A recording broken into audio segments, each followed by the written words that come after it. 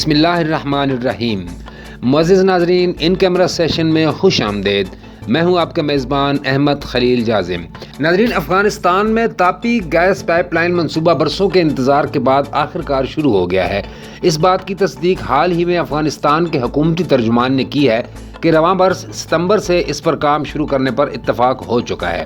Turkmenistan میں pipe line پر 2015 میں کام شروع ہوا تھا اور ابتدائی طور پر 2018 میں افغانستان میں پائپ لائن کی تعمیر آگے بڑھنا تھی، لیکن یہ باوجود مسلسل تعطل کا شکار رہی۔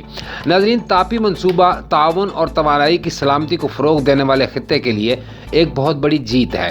منصوبہ تاجکستان، افغانستان، پاکستان اور بھارت سے گزرنے کے لیے ڈیزائن کیا گیا تھا اور اسے تاپی کہتے ہیں، جو 4 ممالک کے پہلے انگریزی حروف تہجی پر مشتمل ہے۔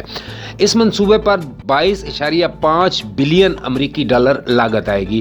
تاپی منصوبے کو تجویز کردہ پائپ لائن کے ذریعے جنوب مشرقی فیلڈ سے سالانہ 33 بلین کیوبک میٹر تک ترکمانستان قدرتی گیس کی نقل و حمل کے لیے ڈیزائن کیا گیا ہے۔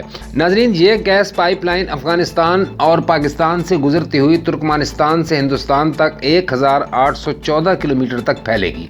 ترکمانستان کا افغانستان، پاکستان اور بھارت تک گیس کی ترسیل کا منصوبہ خطے میں گیس کی ترسیل کے یہ سب سے بڑے منصوبوں میں سے ایک ہے۔